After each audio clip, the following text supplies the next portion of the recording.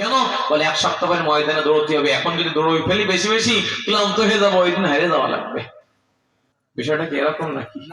জয় বলেন নাকি খেলার দিন যা দৌড়ে তার থেকে এক সপ্তাহ বেশি দাপাদাপি করে? কথা কম না কেন?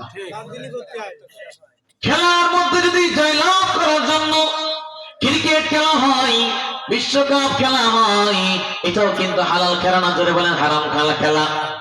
জোরে বলেন হালাল না হারাম? ক্রিকেট খেলা হালাল ছিল, কিন্তু বিভিন্ন কারণে এটা হারাম হয়ে গেছে। কথা বলেন ঠিক কিনা? এর মধ্যে হারাম আছে, এর মধ্যে হার জিত আছে, এর মধ্যে জুয়া আছে, এর মধ্যে নারী নর্তকীর নাচ গান আছে, এর মধ্যে বেপরদেগি আছে, এর মধ্যে নামাজের মধ্যে কোনো হিসাব কিতাব নাই, নামাজে কোনো গুরুত্ব নাই।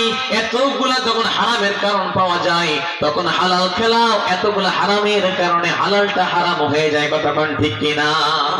বোঝানোর জন্য তারপরে বলি, খেলবে 3.5 ঘন্টা, 7 ঘন্টা, কিন্তু প্রস্তুতি নেই কি খেলার আগের দিন না 2 মাস না 4 বছর ধরে খেলে প্রস্তুতি নেই। জোরে বলেন। সুতরাং দুনিয়ার এক হারাম খেলার জন্য যদি এত আগের থেকে প্রস্তুতি শুরু হয়ে যায়, আমার ভাইয়েরা, প্রাণ প্রিয় মায়েরা, রমজান আসতেছে, জান্নাতের আগমনী বার্তা নিয়ে।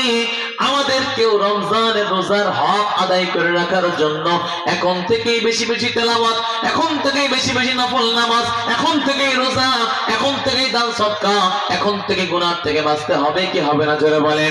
যে ব্যক্তি এখন থেকে রোজা রাখবে, এখন থেকে নফল নামাজ বেশি বেশি পড়বে, এখন থেকে চোখকে বাঁচাবে, কানকে বাঁচাবে, মুখটাকে বিপদ শিকায়ত থেকে বাঁচাবে, মিথ্যা অপবাদ থেকে বাঁচাবে, মিথ্যা থেকে বাঁচাবে, এখন থেকে হাত ওখানে কম দেওয়া থেকে বাঁচাবে, জমির আইল ফেলার থেকে বাঁচাবে, জমির আইল কাটার থেকে বাঁচাবে, এখন থেকে হাত বিবির হাতে, বিবির গায়ে অন্যায় ভাবে মারার থেকে বাঁচাবে, এখন থেকে হাত যখন অবৈধ জিনিসে স্পর্শ করার থেকে বাঁচাবে, পাটাকে অবৈধ জিনিস যাওয়ার থেকে বাঁচাবে, চোখটাকে মোবাইলের মধ্যে অবৈধ সিলসিলার থেকে বাঁচাবে।